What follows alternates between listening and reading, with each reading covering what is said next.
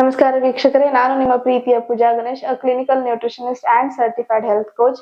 Welcome back to my fit Karnataka mission YouTube channel. ನೀವು ಈ channel ಮೇಲೆ ಏನಾದ್ರು ಹೊಸಬ್ರು ಇದ್ರೆ ಮೊದಲು ಸಬ್ಸ್ಕ್ರೈಬ್ ಬಟನ್ ಅನ್ನ ಒತ್ತೋದನ್ನ ಮರಿಬೇಡಿ, ಬೆಲ್ ಐಕನ್ ಅನ್ನ ಒತ್ತೋದನ್ನ ಮರಿಬೇಡಿ. ಬಿಕಾಸ್ ನಾನು ಹೆಲ್ತ್ ಸಿರೀಸ್ ಅನ್ನ ಸ್ಟಾರ್ಟ್ ಮಾಡಿದ್ದೀನಿ. ಇವತ್ತಿನ ಟಾಪಿಕ್ ಏನಪ್ಪಾ ಅಂದ್ರೆ ಹೆಲ್ತ್ ಸಿರೀಸ್ ನ ಡಯಾಬಿಟಿಕ್ ಟಾಪಿಕ್ ನ ಭಾಗ 2. ಸೊ ನೀವೇನಾದ್ರೂ ಭಾಗ 1 ನೋಡಿಲ್ಲ ಅಂದ್ರೆ ಫಸ್ಟ್ ಭಾಗ 1 ನೋಡ್ಕೊಂಡ್ ಬನ್ನಿ, ತದನಂತರ ಭಾಗ 2 ನೋಡೋದು ಈಸಿಯಾಗಿ ಅರ್ಥ ಆಗುತ್ತೆ. ಡಯಾಬಿಟಿಕ್ ಅಂತ ಬಂದಾಗ ನಮ್ಗೆ ಟೈಪ್ 1 ಡಯಾಬಿಟಿಕ್ ಇದೆಯಾ, ಟೈಪ್ 2 ಇದೆಯಾ, ರಿವರ್ಸಬಲ್ ಇದೆಯಾ ಇಲ್ವಾ ಅಂತ ನಾವು ತಿಳ್ಕೊಳ್ಳೋದು ತುಂಬಾ ಇಂಪಾರ್ಟೆಂಟ್. ಅದು ನಿಮ್ಗೆ ಪಾರ್ಟ್ 1 ಇದರಲ್ಲಿ ಗೊತ್ತಾಗುತ್ತೆ. ಪಾರ್ಟ್ 1 ಇಲ್ಲಿ ಐ ಬಟನ್ ಅಲ್ಲಿ ಇರುತ್ತೆ, ಚೆಕ್ ಮಾಡೋದನ್ನ ಮರಿಬೇಡಿ. ಇನ್ನು ನಿವಾರಣೆಯ ಬಗ್ಗೆ ಇವತ್ತಿನ ದಿನ ನಾವು ಮಾತಾಡ್ತಾ ಇದೀವಿ. ಇದನ್ನ ಹೇಗೆ ನಿವಾರಿಸಬೇಕು, ಟೈಪ್ 1 ಆಗಿರ್ಬೋದು, ಟೈಪ್ 2 ಆಗಿರ್ಬೋದು, ಇದರಿಂದ ಹೊರಗಡೆ ಬರೋದಕ್ಕೆ ಏನೆಲ್ಲ ನಮ್ಮ ಹತ್ರ ದಾರಿಗಳಿದಾವೆ ಅಂತ. ಸೊ ಮೇಜರ್ ಆಗಿ ನಾವು ನೋಡೋದು ಲೈಫ್ ಸ್ಟೈಲ್ ಮಾಡಿಫಿಕೇಶನ್. ಯಾಕಂದ್ರೆ ಪ್ರತಿನಿತ್ಯ ಮೆಡಿಸಿನ್ ತಿನ್ನೋದ್ರಿಂದ ನಮ್ಮ ಡಯಾಬಿಟಿಕ್ ಕಂಟ್ರೋಲ್ ಬರೋದಿಲ್ಲ. That is very true fact ಅಂತ ಹೇಳ್ಬೋದು. ಮೆಡಿಸನ್ ನಿಮ್ಮ ಡಯಾಬಿಟಿಕ್ ರೇಂಜ್ ಅನ್ನ ಮೇಂಟೈನ್ ಮಾಡುತ್ತೆ, ನ್ಯೂಟ್ರಲ್ ಅಲ್ಲಿ ಕ್ಯಾರಿ ಮಾಡ್ಕೊಂಡು ಹೋಗುತ್ತೆ ಹೊರತು ಯಾವತ್ತೂ ಕೂಡ ಮೆಡಿಸನ್ ನಿಮ್ಮ ಡಯಾಬಿಟಿಕ್ ರೇಂಜ್ ನ ಕಡಿಮೆ ಮಾಡ್ಬಿಟ್ಟು ನಿಮ್ಮನ್ನ ಅದರಿಂದ ಹೊರಗಡೆ ತರೋದಿಲ್ಲ. ಬಿಕಾಸ್ ಹಾಗೇನಾದ್ರೂ ಆಗ್ಬೇಕಂದ್ರೆ ನೀವು ನಿಮ್ಮ ಲೈಫ್ ಸ್ಟೈಲ್ ಮಾಡಿಫಿಕೇಶನ್ ಅನ್ನ ಮಾಡ್ಕೋದು ತುಂಬಾ ಇಂಪಾರ್ಟೆಂಟ್ ಆಗುತ್ತೆ. ಯಾಕೆ ಯಾವಾಗ್ಲೂ ಕೂಡ ಡಯಾಬಿಟಿಕ್ ಅಂತ ಬಂದಾಗ ಲೈಫ್ ಸ್ಟೈಲ್ ಅನ್ನೋದು ಯಾವಾಗ್ಲೂ ಮೇಜರ್ ಪಾರ್ಟ್ ಆಗಿ ಯಾಕೆ ಒತ್ತನ್ನ ಕೊಡ್ಲಾಗುತ್ತೆ ಅಂದ್ರೆ, ನಮ್ಮ ದೇಹದಲ್ಲಿ ಏನು ಬಾಡಿ ಫಾರ್ಮೇಶನ್ ಇದೆ, ಹೇಗೆ ವರ್ಕ್ ಮಾಡುತ್ತೆ, ಹೇಗೆ ನಮ್ಮ ಇನ್ಸುಲಿನ್ ಸೆನ್ಸಿಟಿವಿಟಿ ಇದೆ, ಇದ್ರ ಮೇಲೆ ನಮ್ಮ ಬ್ಲಡ್ ಶುಗರ್ ಲೆವೆಲ್ ಎಷ್ಟು ಸ್ಪೈಕ್ ಆಗುತ್ತೆ, ಎಷ್ಟು ಆಗೋದಿಲ್ಲ ಅನ್ನೋದು ನಿಂತಿರುತ್ತೆ. ಸೊ ನಾವು ಸ್ವಲ್ಪ ಮೆಡಿಸಿನ್ ತಗೊಳ್ಳೋದ್ರ ಜೊತೆಗೇನೆ ಸ್ವಲ್ಪ ಅಚ್ಚುಕಟ್ಟಾಗಿ ನಾವು ಲೈಫ್ ಸ್ಟೈಲ್ ಮಾಡಿಫಿಕೇಶನ್ ಮಾಡ್ಕೊಂಡ್ಬಿಟ್ರೆ ಡಯಾಬಿಟಿಕ್ ಇದ್ರೂ ಕೂಡ ನಿಮ್ಗೆ ಇದೆ ಅಂತ ಅನ್ಸೋದಿಲ್ಲ. ಅಷ್ಟು ಆರೋಗ್ಯವಾಗಿ ನೀವು ನಿಮ್ಮ ಜೀವನವನ್ನ ನಡ್ಸ್ಕೊಂಡು ಹೋಗ್ಬೋದು. ಬಿಕಾಸ್ ನೋಡಿ, ಡಯಾಬಿಟಿಕ್ ಹೇಗೆ ಹೆಚ್ಚು ಆಗ್ತಾ ಹೋಗುತ್ತೋ ಇನ್ಸುಲಿನ್ ಡಿಪೆಂಡೆಂಟ್ ಆಗ್ತೀರಾ, ಕೈ ಕಾಲಲ್ಲೆಲ್ಲ ಉರಿತಾ ಬರುತ್ತೆ, ಅಂಗಾಲು ಉರಿಯುತ್ತೆ, ವೆರಿಕೋಸ್ ವೇನ್ ಆಡ್ ಆಗುವಂತ ಸಾಧ್ಯತೆ ಇರುತ್ತೆ, ವೇಟ್ ಗೇನ್ ಅಥವಾ ವೇಟ್ ಲಾಸ್ ಆಗುತ್ತೆ. ಅದಷ್ಟೇ ಅಲ್ಲದೆ ಥೈರಾಯ್ಡ್ ಆಗಿರ್ಬೋದು, ಇನ್ನಿತರ ಹಾರ್ಮೋನಲ್ ಇಶ್ಯೂಸ್ ಗಳಿಗೆ ಸಂಬಂಧಪಟ್ಟಂತಹ ಆರೋಗ್ಯ ಸಮಸ್ಯೆಗಳು ನಿಮಗೆ ಅಟ್ಯಾಕ್ ಮಾಡುವಂತ ಸಾಧ್ಯತೆ ಇರುತ್ತೆ. ಕೆಲವೊಂದ್ಸರಿ ಕಿಡ್ನಿ ಹಾಗೆ ಲಿವರ್ ಫಂಕ್ಷನ್ ಮೇಲೆ ಹೊಡೆತ ಕೊಡೋ ಸಾಧ್ಯತೆ ಕೂಡ ಇರುತ್ತೆ. ಸೊ ಡಯಾಬಿಟಿಕ್ ಇದೆ ಅಂತ ಇಗ್ನೋರ್ ಮಾಡೋ ಬದಲು, ಬರೀ ಮೆಡಿಸಿನ್ ತಗೊಳ್ಳೋ ಬದಲು ಸ್ವಲ್ಪ ನಾನು ಈಗ ಹೇಳ್ಕೊಡುವಂತಹ ಲೈಫ್ ಸ್ಟೈಲ್ ಮಾಡಿಫಿಕೇಶನ್ ನ ದಯವಿಟ್ಟು ನಿಮ್ಮ ಜೀವನ ಶೈಲಿಯಲ್ಲಿ ಅಳವಡಿಸ್ಕೊಳ್ಳಿ. ಮೊದಲೇದ್ ಬಂದ್ಬಿಟ್ಟು ಡಯಟರಿ ಚೇಂಜಸ್ ಅಂದ್ರೆ ಆಹಾರ ಪದ್ಧತಿಯಲ್ಲಿ ಬದಲಾವಣೆ. ಇದನ್ನ ನಾನು ಎಂಡಲ್ಲಿ ನಿಮಗೆ ತಿಳಿಸ್ಕೊಡ್ತೀನಿ. ಲೈಫ್ ಸ್ಟೈಲ್ ಮಾಡಿಫಿಕೇಶನ್ 2ನೇ major rule, that is physical activity. ದೈಹಿಕವಾಗಿ ನಿಮ್ಮನ್ನ ನೀವು ಎಷ್ಟು ತೊಡಗಿಸ್ಕೊಳ್ತೀರಾ ಅನ್ನೋದು ತುಂಬಾ ಮ್ಯಾಟರ್ ಆಗುತ್ತೆ. ಸೊ ಫಿಸಿಕಲ್ ಆಕ್ಟಿವಿಟಿ ಅಂತ ಬಂದಾಗ ನೀವು ಯಾವ್ಯಾವ ಎಕ್ಸರ್ಸೈಸ್ ಗಳನ್ನ ಮಾಡಬಹುದು ಡಯಾಬಿಟಿಕ್ ಅಲ್ಲಿ ಇದ್ದಾಗ. ನೋಡಿ, ನೀವು ಓವರ್ ಆಲ್ ಆಗಿ ಫಿಟ್ ಇದ್ದೀರಾ, ಆಲ್ರೆಡಿ ನೀವು ಯೋಗ ಅಥವಾ ಜಿಮ್ ಅಲ್ಲಿ ಇದ್ದೀರಾ, ಐಡಿಯಲ್ ವೇಟ್ ಮೇಲೆ ಇದ್ದೀರಾ ಅಂದ್ರೆ ನೀವು ಅದನ್ನೇ ಕಂಟಿನ್ಯೂ ಮಾಡ್ಬೋದು.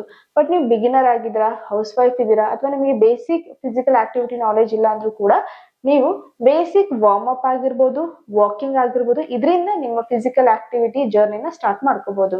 ಯಾಕಂದ್ರೆ ಸಡನ್ ಆಗಿ ಹೈ ಇಂಟೆನ್ಸಿಟಿ ವರ್ಕೌಟ್ ಗೆ ಶಿಫ್ಟ್ ಆದಾಗ ಬಾಡಿ ಇಂಜೂರ್ ಆಗುವಂತ ಸಾಧ್ಯತೆ ಇರುತ್ತೆ. ಇನ್ನು ನೀವು ತುಂಬಾ ದಪ್ಪ ಇದ್ದೀರಾ ಅಂದಾಗ್ಲೂ ಕೂಡ ನೀವು ಹೈ ಇಂಟೆನ್ಸಿಟಿ ವರ್ಕೌಟ್ ಅನ್ನ ಅವಾಯ್ಡ್ ಮಾಡ್ಬಿಟ್ಟು ಸಚ್ ಆಸ್ ವಾಕಿಂಗ್ ಮಾಡಿ ಕಾಲ್ನಡಿಗೆ ತುಂಬಾ ಉಪಯುಕ್ತವಾಗುತ್ತೆ. ಹಾಗೇನೆ ಸ್ವಲ್ಪ ಮೈನರ್ ಆಗಿ ಜಾಗಿಂಗ್ ಮಾಡ್ಕೊಳ್ಳೋದು, ಸ್ವಿಮ್ಮಿಂಗ್ ಮಾಡೋದು, ಥ್ರೂ ಔಟ್ ಡೇ ಆಕ್ಟಿವ್ ಆಗಿರೋದಕ್ಕೆ ಟ್ರೈ ಮಾಡಿ. ಇದು ಏನ್ ಮಾಡುತ್ತೆ ಅಂದ್ರೆ ಆಕ್ಚುಲಿ ನಿಮ್ಗೆ ಇನ್ಸುಲಿನ್ ಸೆನ್ಸಿಟಿವಿಟಿನ ಇಂಪ್ರೂವ್ ಮಾಡುತ್ತೆ. ಸೊ ಇನ್ಸುಲಿನ್ ಸೆನ್ಸಿಟಿವಿಟಿ ಇಂಪ್ರೂವ್ ಆಯ್ತು ಅಂದ್ರೆ ಬ್ಲಡ್ ಸರ್ಕ್ಯುಲೇಷನ್ ಚೆನ್ನಾಗಾಗುತ್ತೆ, ಇನ್ಸುಲಿನ್ ಪ್ರೊಡಕ್ಷನ್ ಸರಿಯಾಗುತ್ತೆ, ಇದರಿಂದ ಡಯಾಬಿಟಿಕ್ ಮ್ಯಾನೇಜ್ ಆಗುವಂತ ಸಾಧ್ಯತೆ ಇರುತ್ತೆ. ಸೊ ಫಿಸಿಕಲ್ ಆಕ್ಟಿವಿಟಿ ಅನ್ನೋದು ನಿಮ್ಗೆ ಪನಿಷ್ಮೆಂಟ್ ಆಗಿರ್ಬೋದು, ಇನ್ಫ್ಯಾಕ್ಟ್ ನಿಮ್ಮನ್ನ ನೀವು ಅದರಲ್ಲಿ ತೊಡಗಿಸ್ಕೊಂಡು ಖುಷಿಯಿಂದ ಮಾಡುವಂತಹ ಒಂದು ಸ್ಟ್ರೆಸ್ ರಿಲೀಫಿಂಗ್ ಆಕ್ಟಿವಿಟಿ ಆಗಿರ್ಬೇಕು. ಬಿಕಾಸ್ ಎಕ್ಸರ್ಸೈಸ್ ಮಾಡುವಾಗ ನಿಮ್ಮ ಸ್ಟ್ರೆಸ್ ಕೂಡ ಕಡಿಮೆ ಮಾಡ್ಕೊಳ್ಳೋದು ಇಲ್ಲಿ ಇನ್ನೊಂದು ನಮ್ಮ ಮೇಜರ್ ಪಾಯಿಂಟ್ ಆಗಿರುತ್ತೆ. ಲೈಫ್ ಸ್ಟೈಲ್ ಮಾಡಿಫಿಕೇಶನ್ ನ 3ನೇ ರೂಲ್ ಏನಪ್ಪಾ ಅಂದ್ರೆ ವೇಟ್ ಮ್ಯಾನೇಜ್ಮೆಂಟ್. ನಾನು ಯಾವಾಗ್ಲೂ ಹೇಳೋ ಹಾಗೆ, ನೀವು ನಿಮ್ಮ ನಾರ್ಮಲ್ BMI ಗಿಂತ ಜಾಸ್ತಿ ಇದ್ದೀರಾ ಅಂದ್ರೆ ಮೊದಲು ನೀವು ಮಾಡ್ಬೇಕಾಗಿದ್ದು BMI ಮೇಲೆ ಬರೋದು. ಒನ್ಸ್ ನೀವು ನಿಮ್ಮ ಐಡಿಯಲ್ ವೇಟ್ ರೀಚ್ ಆಗಿದ್ರೆ ದೇರ್ ಇಸ್ 80% ಚಾನ್ಸಸ್ ನಿಮ್ಮ ಡಯಾಬಿಟಿಕ್ ಕೂಡ ಕಡಿಮೆ ಆಗಿದ್ದು. ನನ್ನ ಸಿಕ್ಕಾಪಟ್ಟೆ ಕ್ಲೈಂಟ್ಸ್ ಗಳಲ್ಲಿ ನಾವು ನೋಡಿದೀವಿ, ಅವರು ವೇಟ್ ಲಾಸ್ಗೆ ಅಂತ ಜಾಯ್ನ್ ಆಗಿರ್ತಾರೆ, but end report would be weight loss ಆಗಿರುತ್ತೆ, ಡಯಾಬಿಟಿಕ್ ಕೂಡ ಕಡಿಮೆ ಆಗುತ್ತೆ. ಬಿಕಾಸ್ ಇಲ್ಲಿ ಮ್ಯಾಟರ್ ಆಗೋದು ನೀವು ಎಷ್ಟು ಚೆನ್ನಾಗಿ ಮಾಡ್ತಾ ಇದ್ದೀರಾ, ಹಾಗೇನೆ ನಾವು ಎಷ್ಟು ಚೆನ್ನಾಗಿ ನಮ್ಮ ಡಯಟ್ ಅನ್ನ ನಿಮ್ಗೆ ಪ್ರೊವೈಡ್ ಮಾಡ್ತಾ ಇದ್ದೀವಿ ಅಂತ. ವೇಟ್ ಲಾಸ್ ಮಾಡ್ಕೊಳ್ಳಿ ಅಂತ ಹೇಳ್ತಾ ಇದ್ದೀನಿ ಅಂದ್ರೆ ನೀವು ಯಾವ್ದೇ ರೀತಿ ಶಾರ್ಟ್ ಕಟ್ಸ್ ಮೊರೆ ಹೋಗೋ ಹಾಗಿಲ್ಲ.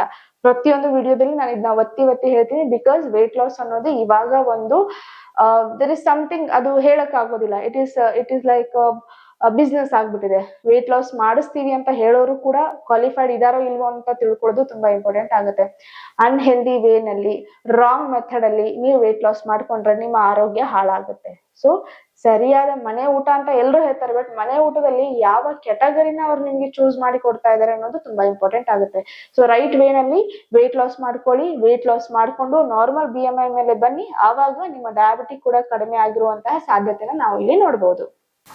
ಇನ್ನು ಲೈಫ್ ಸ್ಟೈಲ್ ಮಾಡಿಫಿಕೇಶನ್ ನ ಕೊನೆಯ ಸ್ತಂಭ that is stress and sugar. So ತುಂಬಾ ಜನ ಏನ್ ಅನ್ಕೊಳ್ತಾರೆ, ಶುಗರ್ ತಿನ್ನೋದ್ರಿಂದಾನೇ ಡಯಾಬಿಟಿಕ್ ಬರುತ್ತೆ ಅಂತ. That is something different topic. But stress matter ಆಗುತ್ತೆ. ನೀವು ಎಷ್ಟು ಟೆನ್ಷನ್ ಅಲ್ಲಿ ಇದ್ರೆ ಇದರಿಂದ ಡಯಾಬಿಟಿಕ್ ಬರುವಂತ ಸಾಧ್ಯತೆ ಇದೆ. ತುಂಬಾ ಜನಗಳಿಗೆ ತಂದೆ ತಾಯಿಯಿಂದ ಡಯಾಬಿಟಿಕ್ ಬಂದಿರೋದಿಲ್ಲ, ಟೈಪ್ 1 ಡಯಾಬಿಟಿಕ್ ಕೂಡ ಇರೋದಿಲ್ಲ. ಬಟ್ ರ್ಯಾಂಡಮ್ ಆಗಿ ಅವರಿಗೆ ಮಧ್ಯದಲ್ಲಿ ಗೊತ್ತಾಗ್ಬಿಡುತ್ತೆ ನನಗೆ ಡಯಾಬಿಟಿಕ್ ಇದೆ. ಜೆಸ್ಟೇಷನಲ್ ಡಯಾಬಿಟಿಕ್ ಕೂಡ ಇರೋದಿಲ್ಲ, ಅಂದ್ರೆ ಪ್ರೆಗ್ನೆನ್ಸಿಯಲ್ಲಿ ಬಂದಿರುವಂತ ಡಯಾಬಿಟಿಕ್ ಕೂಡ ಇರೋದಿಲ್ಲ. ಬಟ್ ಹಾಗಿದ್ದಾಗ ಈ ಡಯಾಬಿಟಿಕ್ ಯಾಕೆ ಬರುತ್ತೆ? That is only because of stress. ತುಂಬಾ unhealthy life style, unhealthy thoughts, pressure ಅಲ್ಲಿ ಒಬ್ಬ ಮನುಷ್ಯ ಇದ್ದಾಗ that is very common that ಅವರು ಡಯಾಬಿಟಿಕ್ ಒಳಗಡೆ ಹೋಗುವಂತ ಸಾಧ್ಯತೆ ಇರುತ್ತೆ. ಸೊ ಟೈಪ್ 1 ಇದೆ ಅಂದ್ರೆ that is something different. Genetic ಆಗಿ ಬಂದಿದ್ರೆ ದಟ್ ಇಸ್ ಸಮಥಿಂಗ್ ಡಿಫ್ರೆಂಟ್. ಪ್ರೆಗ್ನೆನ್ಸಿಯಲ್ಲಿ ಬಂದಿದ್ರೆ that is something different. But ಏನು ಇಲ್ಲದೆ ಬರೀ ನಿಮ್ಮ ಒತ್ತಡದಿಂದ ಬಂದಿದೆ ಅಂದ್ರೆ ಇದು ನೀವು ನಿಮಗೋಸ್ಕರ ಮಾಡಿಕೊಳ್ತಾ ಇರುವಂತಹ ಒಂದು ಕೆಲಸ ಅಂತ ಹೇಳ್ಕೋಬಹುದು. ಸೊ ಮೇಕ್ ಶೋರ್ ನೀವು ನಿಮ್ಮ ಸ್ಲೀಪ್ ಎಷ್ಟು ಇಂಪಾರ್ಟೆಂಟ್ ಕೊಡ್ತಾ ಇದ್ರು ಹಾಗೆ ಸ್ಟ್ರೆಸ್ಗೂ ಕೂಡ ಇಂಪಾರ್ಟೆಂಟ್ ಕೊಡಿ. ನಿಮ್ಮನ್ನ ನೀವು ಖುಷಿ ಕೊಡೋದಕ್ಕೆ ಕೆಲಸಗಳನ್ನ ಮಾಡಿದಾಗ ಸ್ಟ್ರೆಸ್ ಆಟೋಮೆಟಿಕ್ ಆಗಿ ಕಡಿಮೆ ಆಗುತ್ತೆ. ಸ್ಟ್ರೆಸ್ ಕಡಿಮೆ ಮಾಡ್ಕೊಳ್ಳೋದಕ್ಕೆ ಮತ್ತೆ ನೀವು ಬೇರೆ ಏನು ಮಾಡ್ಕೊಳ್ಳೋ ಅವಶ್ಯಕತೆ ಇಲ್ಲ. ನಮಗೆ ನಾವು ಖುಷಿ ಕೊಡುವಂತ ಯಾವುದೇ ಆಕ್ಟಿವಿಟಿಯಲ್ಲಿ ಇನ್ವಾಲ್ವ್ ಆದ್ರೂ ಕೂಡ ಆಟೋಮೆಟಿಕ್ ಸ್ಟ್ರೆಸ್ ಕಡಿಮೆ ಆಗೇ ಆಗುತ್ತೆ. ಸೊ ಮೇಕ್ ಶೋರ್ ನಿಮ್ಮ ಸ್ಟ್ರೆಸ್ ಲೆವೆಲ್ ಅನ್ನ ಮ್ಯಾನೇಜ್ ಅಲ್ಲಿ ಇಡಿ. ಇನ್ನು ಲೈಫ್ ಸ್ಟೈಲ್ ಮಾಡಿಫಿಕೇಶನ್ ನ ಮೊದಲೇ ರೂಲ್ ಡಯಟರಿ ಅಲವೆನ್ಸ್. ನಾನು ಆಮೇಲೆ ಹೇಳ್ತೀನಿ ಅಂತ ಹೇಳಿದ್ನಲ್ಲ. ಸೊ ಡಯಟರಿ ಅಲವೆನ್ಸ್ ಅನ್ನೋದು ಡಯಾಬಿಟಿಕ್ ಪೇಷಂಟ್ ಗಳಿಗೆ ಒಂದು ಕ್ರೂಷಿಯಲ್ ರೋಲ್ ಅನ್ನ ಪ್ಲೇ ಮಾಡುತ್ತೆ. ಸೊ ಇತ್ತೀಚೆಗೆ ನೀವು ಎಲ್ಲ ಕಡೆ ನೋಡ್ಬೋದು, carbohydrates are not good for diabetic, low carb diet ಅನ್ನ ತಗೊಳ್ಳಿ, ಕೀಟೋ ಡಯಟ್ ಅನ್ನ ತಗೊಳ್ಳಿ ಅಂತ ಹೇಳ್ಬಿಟ್ಟು ಸಿಕ್ಕಾಪಟ್ಟೆ ಜನ ತುಂಬಾ ಫಾಸ್ಟ್ ಆಗಿ ತಮ್ಮ ಬಾಡಿಯ ಬ್ಲಡ್ ಶುಗರ್ ಲೆವೆಲ್ ಅನ್ನ ಡೌನ್ ಮಾಡ್ಕೊಂಡ್ಬಿಡ್ತಾರೆ. And they be happy with their result. But ಅದು ಅವ್ರಿಗೆ ಗೊತ್ತಾಗೋದಿಲ್ಲ ಅದು ಅವರ ಬಾಡಿಗೆ ಎಷ್ಟು ಡ್ಯಾಮೇಜ್ ಅನ್ನ ಮಾಡ್ತಾ ಇದೆ ಅಂತ. ಸೊ ಡಯಾಬಿಟಿಕ್ ಪೇಷಂಟ್ ಆಗಿರ್ಲಿ, ಯಾವುದೇ ಆರೋಗ್ಯ ಸಮಸ್ಯೆಯಲ್ಲಿ ಇರುವಂತ ಪೇಷಂಟ್ ಆಗಿರ್ಲಿ, ಆಯಾ ಆರೋಗ್ಯ ಸಮಸ್ಯೆಗೆ ತಕ್ಕಂತೆ ಅವರ ಮೀಲ್ ಪ್ಲೇಟ್ಸ್ ಅನ್ನ ಅಡ್ಜಸ್ಟ್ ಮಾಡ್ಕೊಳ್ಳೋದು ತುಂಬಾ ಇಂಪಾರ್ಟೆಂಟ್ ಆಗುತ್ತೆ. ಸೊ ಒಬ್ಬ ಮನುಷ್ಯ ಆರೋಗ್ಯವಾಗಿರ್ಬೇಕಂದ್ರೆ ಕೆಲವೊಂದು ಕ್ಯಾಟಗರೀಸ್ ಅನ್ನ ತಮ್ಮ ಡಯಟ್ ಅಲ್ಲಿ ಇನ್ಕ್ಲೂಡ್ ಮಾಡ್ಕೋಬೇಕಾಗುತ್ತೆ. That is carbohydrate, protein, fats and fibre, right, and vitamins, minerals. ಈ 4 ಅಂಶಗಳೇನಿದಾವೆ ಇವು ಡಯಟ್ ಅಲ್ಲಿ ನಿಮ್ಮ ಮೀಲ್ ಪ್ಲೇಟ್ ಅಲ್ಲಿ ಇರ್ಬೇಕಾದದ್ದು ತುಂಬಾ ಇಂಪಾರ್ಟೆಂಟ್. ಬಟ್ ಇಲ್ಲಿ ಮೇಜರ್ ರೋಲ್ ಪ್ಲೇ ಮಾಡೋದೇನಂದ್ರೆ, ಸಪೋಸ್ ಈಗ ಒಬ್ಬ ಅರ್ಥ್ರೈಟಿಸ್ ಪೇಷಂಟ್ ಇದ್ದಾರೆ ಅಂದ್ರೆ ಅವರಿಗೆ ಪ್ರೋಟೀನ್ ಲೆವೆಲ್ಸ್ ಅಲ್ಲಿ ಎಷ್ಟು ಹೆಚ್ಚು ಮಾಡಬೇಕು, ಕಡಿಮೆ ಮಾಡಬೇಕು, ಕಾರ್ಬೋಹೈಡ್ರೇಟ್ ಪರ್ಸೆಂಟೇಜ್ ಎಷ್ಟು ಹೆಚ್ಚು ಮಾಡ್ಬೇಕು, ಕಡಿಮೆ ಮಾಡಬೇಕು. ಡಯಾಬಿಟಿಕ್ ಪೇಷಂಟ್ ಇದ್ರೆ ಕಾರ್ಬೋಹೈಡ್ರೇಟ್ ಪ್ರೋಟೀನ್ ಅಲ್ಲಿ ಎಷ್ಟು ವೇರಿಯೇಷನ್ಸ್ ಮಾಡಬೇಕು, ಲಿಪಿಡ್ ಪ್ರೊಫೈಲ್ ಹಾಳಾಗಿರುವಂತ ಪರ್ಸನ್ ಇದ್ರೆ ಫ್ಯಾಟ್ ಲೆವೆಲ್ ಅನ್ನ ಹೇಗೆ ಅಡ್ಜಸ್ಟ್ ಮಾಡ್ಬೇಕು, ಇದು ಬಂದ್ಬಿಟ್ಟು ಆಕ್ಚುಯಲ್ ಡಯಟರಿ ಅಲವೆನ್ಸ್ ಆಗಿರುತ್ತೆ. ಬಟ್ ತುಂಬಾ ಜನ ಏನ್ ಅನ್ಕೊಳ್ತಾರೆ, ಕಾರ್ಬೋಹೈಡ್ರೇಟ್, ಪ್ರೋಟೀನ್, ಫ್ಯಾಟ್ಸ್ ಅಂದ್ರೆ ಎಲ್ಲರಿಗೂ ಅದನ್ನೇ ಹೇಳ್ತಾರೆ ಅಂತ. That doesn't mean carbohydrate, protein, fats ಅಂದ್ರೆ ಎಲ್ಲರಿಗೂ ಇರುತ್ತೆ ಅಂತ. ಸೊ ನಾವು ಎಲ್ಲರೂ ಕಾರ್ಬೋಹೈಡ್ರೇಟ್ ಅನ್ನ ತಿನ್ಬೇಕು, ಎಲ್ಲರೂ ಪ್ರೋಟೀನ್ ಅನ್ನ ತಿನ್ಬೇಕು, ಎಲ್ಲರೂ ಫ್ಯಾಟ್ಸ್ ಅನ್ನ ತಿನ್ಬೇಕು. ಬಟ್ ಎಷ್ಟು ಪ್ರಮಾಣದಲ್ಲಿ ತಿನ್ಬೇಕು ಅನ್ನೋದು ಆಯಾ ಅವರ ಹೆಲ್ತ್ ಕಂಡೀಷನ್ ಮೇಲೆ, ಅವರ ಹೈಟ್ ಮೇಲೆ, ವೇಟ್ ಮೇಲೆ ಡಿಪೆಂಡ್ ಆಗುತ್ತೆ. ಸೊ ಇನ್ ಜನರಲ್ ಆಗಿ ಹೇಳೋದಾದ್ರೆ ಒಬ್ಬ ಡಯಾಬಿಟಿಕ್ ಪೇಷಂಟ್ ಇದ್ದಾರೆ. ಸೊ ಅವರು ಕಾರ್ಬೋಹೈಡ್ರೇಟ್ ಅನ್ನ ಹೇಗೆ ಕನ್ಸ್ಯೂಮ್ ಮಾಡ್ತಾರೆ? ಸೊ ನೋಡಿ, ಕಾರ್ಬೋಹೈಡ್ರೇಟ್ ಅಂತ ಬಂದಾಗ ಅಲ್ಲಿ ಯಾವಾಗ್ಲೂ 2 ಭಾಗವಾಗಿರುತ್ತೆ. ಒಂದು ಕಾಂಪ್ಲೆಕ್ಸ್ ಕಾರ್ಬೋಹೈಡ್ರೇಟ್, ಇನ್ನೊಂದು ಸಿಂಪಲ್ ಕಾರ್ಬೋಹೈಡ್ರೇಟ್. ಸಿಂಪಲ್ ಕಾರ್ಬೋಹೈಡ್ರೇಟ್ ಅಲ್ಲಿ ಬೇಗ ಡೈಜೆಷನ್ ಆಗುವಂತಹ ಆಹಾರ ಪದಾರ್ಥಗಳು ಬರ್ತವೆ. ಫಾರ್ ಎಕ್ಸಾಂಪಲ್, ಹೊರಗಡೆ ಇರುವಂತಹ ಪ್ರೊಸೆಸ್ಡ್ ಫುಡ್ ಆಗಿರ್ಬೋದು, ಅನ್ನ ಆಗಿರ್ಬೋದು, ಬೇರೆ ರೀತಿಯ ರೈಸ್ ರಿಲೇಟೆಡ್ ಫುಡ್ಸ್ ಗಳಾಗಿರ್ಬೋದು, ಪ್ರೊಸೆಸ್ಡ್ ನೂಡಲ್ಸ್ ಆಗಿರ್ಬೋದು, ಈ ರೀತಿಯ ಆಹಾರ ಪದಾರ್ಥಗಳು ಸಿಂಪಲ್ ಕಾರ್ಬೋಹೈಡ್ರೇಟ್ ಅಲ್ಲಿ ಬರ್ತವೆ. ಕಾಂಪ್ಲೆಕ್ಸ್ ಕಾರ್ಬೋಹೈಡ್ರೇಟ್ ಅಂದ್ರೆ ಜಡತೆಯನ್ನ ಹೊಂದಿರ್ತವೆ, ಡೈಜೆಷನ್ ಆಗೋದಕ್ಕೆ ತುಂಬಾ ಟೈಮ್ ಅನ್ನ ತಗೊಳ್ತವೆ. ಅಂತದ್ರಲ್ಲಿ ಬರೋದು ಸಿರಿಧಾನ್ಯಗಳು ಅಂದ್ರೆ ರಾಗಿ, ಜೋಳ, ಆಮೇಲೆ ಗೋಧಿ ಆಗಿರ್ಬೋದು, ಅಥವಾ ಓಟ್ಸ್ ಆಗಿರ್ಬೋದು, ಅಥವಾ ಇನ್ನಿತರ ಕಾಳು ಬೇಳೆಗಳಾಗಿರ್ಬೋದು. ಇದು ಕಾಂಪ್ಲೆಕ್ಸ್ ಕಾರ್ಬೋಹೈಡ್ರೇಟ್ ಅಲ್ಲಿ ಬರ್ತವೆ. ಸೊ ಈಗ ಡಯಾಬಿಟಿಕ್ ಅಂತ ಬಂದಾಗ ಯಾವ್ದು ಸೂಕ್ತವಾಗಿರುತ್ತೆ ನೋಡಿ, ನಾವು ಊಟ ಮಾಡಿದ ತಕ್ಷಣ ಬೇಗ ಡೈಜೆಷನ್ ಆಗ್ಬಿಡ್ತಂದ್ರೆ ಇಮಿಡಿಯೇಟ್ಲಿ ನಮ್ಮ ಶುಗರ್ ಲೆವೆಲ್ ಸ್ಪೈಕ್ ಆಗ್ಬಿಡುತ್ತೆ. ಬೇಗ ಸ್ಪೈಕ್ ಆಯ್ತು ಅಂದ್ರೆ ಬೇಗ ಡೌನ್ ಆಗುತ್ತೆ. ಬೇಗ ಡೌನ್ ಆಯ್ತು ಅಂದ್ರೆ ಊಟ ಮಾಡಿ 1 ಗಂಟೆ ಒಳಗಡೆ ನಿಮ್ಗೆ ಹಸಿವು ಆಗುತ್ತೆ. ಸೊ ತುಂಬಾ ಜನ ಡಯಾಬಿಟಿಕ್ ಪೇಷಂಟ್ ಅದನ್ನೇ ಹೇಳ್ತಾ ಇರ್ತಾರೆ, ನಾವು ಊಟ ಮಾಡಿದ್ರು ಕೂಡ ಇಮಿಡಿಯೇಟ್ಲಿ ನಮಗೆ ಹಶು ಆಗ್ಬಿಡುತ್ತೆ ಅಂತ. Why it is so? Because ಅವರ ಊಟದಲ್ಲಿ ಕಾಂಪ್ಲೆಕ್ಸ್ ಕಾರ್ಬೋಹೈಡ್ರೇಟ್ ಬದಲು ಸಿಂಪಲ್ ಕಾರ್ಬೋಹೈಡ್ರೇಟ್ಸ್ ಅನ್ನ ಯೂಸ್ ಮಾಡ್ತಾ ಇದ್ದಾರೆ. ಸೊ ನೀವೇನ್ ಮಾಡ್ಬೇಕು, ಸಾಧ್ಯವಾದಷ್ಟು ನಿಮ್ಮ ಊಟ ಅಂತ ಬಂದಾಗ ಸಿಂಪಲ್ ಕಾರ್ಬೋಹೈಡ್ರೇಟ್ಸ್ ಆದಂತಹ ರೈಸ್ ಐಟಮ್ ಆಗಿರ್ಬೋದು, ರೈಸ್ ಸಂಪೂರ್ಣವಾಗಿ ಬಿಡಿ ಅಂತ ಹೇಳ್ತಾ ಇಲ್ಲ, ರೈಸ್ ಅನ್ನ ಮತ್ತೊಂದ್ರ ಜೊತೆ ಕೋಆರ್ಡಿನೇಷನ್ ಅಲ್ಲಿ ತಗೊಂಡಾಗ ಯಾವ್ದೇ ರೀತಿ ತೊಂದರೆ ಆಗೋದಿಲ್ಲ. ಫಾರ್ ಎಕ್ಸಾಂಪಲ್, ರೈಸ್ ಜೊತೆ ಪ್ರೋಟೀನ್ ರಿಚ್ ಇರುವಂತಹ ಕಡ್ಲೆಕಾಳು ಸಾಂಬಾರ್ ಆಗಿರ್ಬೋದು, ರಾಜ್ಮಾ ಸಾಂಬಾರ್ ಆಗಿರ್ಬೋದು, ಅಥವಾ ತೊಗರಿಬೇಳೆ ಸಾಂಬಾರ್ ಆಗಿರ್ಬೋದು, ಇದು ಕಂಪ್ಲೀಟ್ ಕಾಂಪ್ಲೆಕ್ಸ್ ಕಾರ್ಬೋಹೈಡ್ರೇಟ್ ಆಗ್ಬಿಡುತ್ತೆ. ಬರೀ ರೈಸ್ ತಿನ್ನೋದು, ಬರೀ ಈ ನೂಡಲ್ಸ್ ತಿನ್ನೋದು, ಬರೀ ಓಟ್ಸ್ ತಿನ್ನೋದು, like oats is complex carbohydrate, but ಯಾವ ರೀತಿ ಇನ್ಸ್ಟಂಟ್ ಓಟ್ಸ್ ಅನ್ನು ನೀವು ತಗೊಳ್ತಾ ಇದ್ರ ಅನ್ನೋದು ಬ್ಯಾಟರ್ ಆಗುತ್ತೆ. ಸೊ ಇಲ್ಲಿ ಕನ್ಫ್ಯೂಷನ್ ಮಾಡ್ಕೊಳಕ್ ಹೋಗ್ಬೇಡಿ. ಮನೆಯಲ್ಲಿರುವಂತ ಆಹಾರ, ಮನೆಯಲ್ಲಿ ಹಿಟ್ಟು ಹಾಕ್ಸಿರುವಂತ ರಾಗಿ, ಜೋಳ, ಗೋಧಿ ಆಗಿರ್ಬೋದು, ಇವುಗಳ ಮೂಲಕ ನೀವು ಆಹಾರದ ಒಂದು ಭಾಗವಾಗಿ ಕಾರ್ಬೋಹೈಡ್ರೇಟ್ ಅನ್ನ ಸೇವಿಸಬೇಕು, ಹಾಗೇನೆ ಪ್ರೋಟೀನ್ ಅನ್ನ ಸೇವಿಸಬೇಕು. ಸೊ ರೇಷೋ ಅಂತ ಬಂದಾಗ 40 to 55 ವರೆಗೂ ನೀವು ಕಾರ್ಬೋಹೈಡ್ರೇಟ್ ಪರ್ಸೆಂಟ್ ಅನ್ನ ಇಟ್ಕೋಬೇಕು. 20 to 35 ಒಳಗಡೆ ನೀವು ಪ್ರೋಟೀನ್ ಸೋರ್ಸಸ್ ಅನ್ನ ಇಟ್ಕೋಬೇಕು. ಇನ್ನು ಪ್ರೋಟೀನ್ ಅಂತ ಬಂದಾಗ ಸಾಧ್ಯವಾದಷ್ಟು ನಾನ್ ವೆಜ್ ಅನ್ನ ಇನ್ಕ್ಲೂಡ್ ಮಾಡ್ಕೋಬೇಕು, ಬಿಕಾಸ್ ಒಳ್ಳೆ ಕ್ವಾಲಿಟಿ ಪ್ರೋಟೀನ್ ನಿಮಗೆ ನಾನ್ ವೆಜ್ ಅಲ್ಲಿ ಸಿಗುತ್ತೆ. ಬಟ್ ಯಾರಾದ್ರೂ ವೆಜಿಟೇರಿಯನ್ ಇದ್ದೀರಾ ಅಂದ್ರೆ ನಿಮ್ಗೆ ಸೋರ್ಸಸ್ ಇರೋದು ಸೋಯಾ ಚಂಕ್ಸ್, ಪನ್ನೀರ್, ಕಡ್ಲೆಕಾಳು, ರಾಜ್ಮಾ ಕಾಳು, ತೊಗರಿಬೇಳೆ, ಈ ರೀತಿ. ಬಟ್ ಇದರಲ್ಲಿ ಸ್ವಲ್ಪ ಅಮೈನೋ ಆಸಿಡ್ಸ್ ಗಳು ಮಿಸ್ಸಿಂಗ್ ಇರುತ್ತೆ. ಬಟ್ ಸ್ಟಿಲ್ ನೀವು ನಾನ್ ವೆಜಿಟೇರಿಯನ್ ಇದ್ದೀರಾ ಅಂದ್ರೆ ಎಗ್, ಚಿಕನ್, ಆಮೇಲೆ ಫಿಶ್ ಆಗಿರ್ಬೋದು, ಇವುಗಳನ್ನ ಇನ್ಕ್ಲೂಡ್ ಮಾಡ್ಕೋಬಹುದು. ಸೊ ಇದು ನಿಮ್ಮ ಪ್ರೋಟೀನ್ ಲೆವೆಲ್ ಆಯ್ತು. ಇನ್ನು ಫ್ಯಾಟ್ ನ ನೀವು 20 to 35% ವರೆಗೂ ಇಟ್ಕೋಬಹುದು. ಸೊ ಫ್ಯಾಟ್ ಅಂದ್ರೆ ನೀವು ಎಣ್ಣೆ ತಗೋಬೇಕು ಅಂತ ಅಲ್ಲ, ನೀವು ಮಾಮೂಲಿ ಅಡಿಗೆ ಮಾಡುವಾಗ ಎಣ್ಣೆನ ಬಳಸ್ತಾ ಇರ್ತೀರಾ, so that comes under fat only. But healthy fats ಅಂತ ಬಂದಾಗ ನೀವು ನೆನೆ ಹಾಕಿದ ಬೀಜಗಳಾಗಿರ್ಬೋದು, ಹಾಲಿನಿಂದ ತಯಾರಿಸಿದಂತ ಪದಾರ್ಥಗಳಾಗಿರ್ಬೋದು, ಒಳ್ಳೆ ರೀತಿಯಲ್ಲಿ, ಸೊ ಮೊಸರು, ಮಜ್ಜಿಗೆ, ಇದ್ರಲ್ಲೆಲ್ಲ ಹೆಲ್ದಿ ಫ್ಯಾಟ್ಸ್ ಇರುತ್ತೆ. ವಾಲ್ನಟ್ಸ್, ಆಲ್ಮಂಡ್ಸ್ ಗಳಲ್ಲಿ ಹೆಲ್ದಿ ಫ್ಯಾಟ್ಸ್ ಇರುತ್ತೆ. ಸೊ ಹೀಗೆ ನೀವು ನಿಮ್ಮ ಮೀಲ್ ಪ್ಲೇಟ್ ಅನ್ನ ಇದ್ ಮಾಡ್ತೀರಾ. 40 to 45% carbohydrate, 20 to 35% protein, 10 to 35% ಒಳಗಡೆ ಫ್ಯಾಟ್ಸ್. ಹೀಗೆ ನೀವು ಡಿವೈಡ್ ಮಾಡ್ಕೊಂಡಾಗ ನಿಮ್ಮ ಒಂದು ಡಯಾಬಿಟಿಕ್ ಮೀಲ್ ಪ್ಲೇಟ್ ರೆಡಿ ಆಗುತ್ತೆ. ಬಟ್ ಈ ಎಲ್ಲದ್ರ ಒಳಗಡೆ ಮಿಸ್ ಆಗುವಂತದ್ದು ಮೈಕ್ರೋ ನ್ಯೂಟ್ರಿಯೆಂಟ್ಸ್. ಮೈಕ್ರೋ ನ್ಯೂಟ್ರಿಯೆಂಟ್ಸ್ ಅಂದ್ರೆ ಏನು?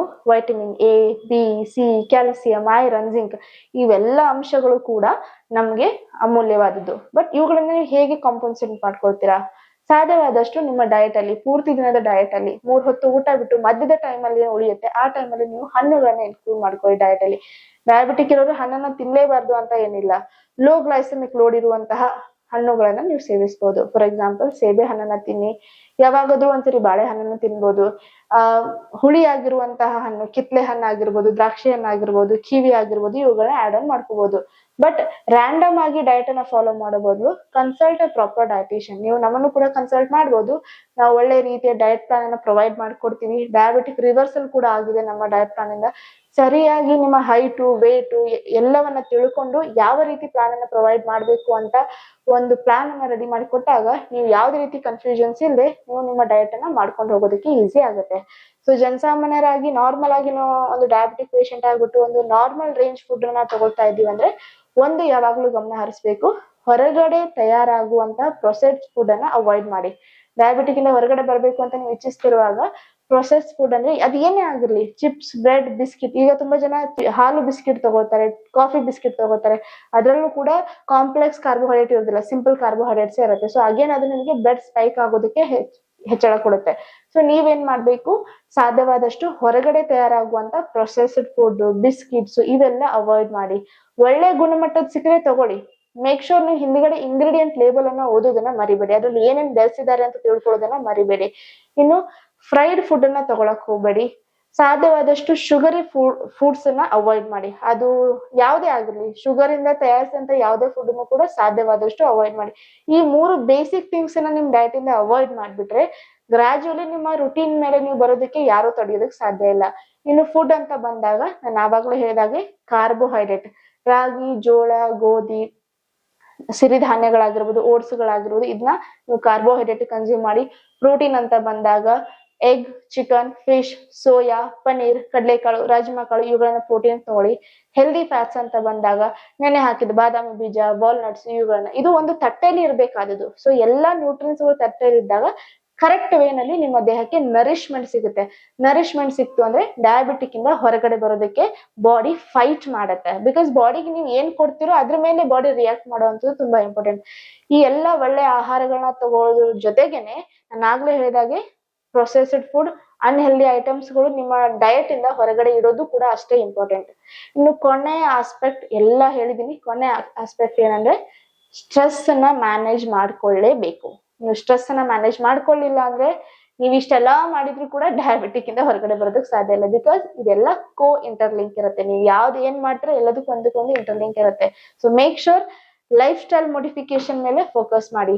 Diet, exercise, stress, sleep, over all ಆಗಿ ಹ್ಯಾಪಿ ಆಗಿರೋದು. ರೈಟ್? ಈ ವಿಡಿಯೋ ನಿಮ್ಗೆ ಇಷ್ಟ ಆಯ್ತು ಅಂತ ಅನ್ಕೊಳ್ತೀನಿ. ಯಾರೇ ನಿಮ್ಮ ಡಯಾಬಿಟಿಕ್ ಫ್ರೆಂಡ್ಸ್ ಇದ್ರು ಕೂಡ ಈ ವಿಡಿಯೋನ ಶೇರ್ ಮಾಡೋದನ್ನ ಮರಿಬೇಡಿ. ಹಾಗೇನೆ ನಮ್ಮ ಚಾನೆಲ್ ಅನ್ನ ಸಹಕರಿಸೋದನ್ನು ಕೂಡ ಮಿಸ್ ಮಾಡಬೇಡಿ.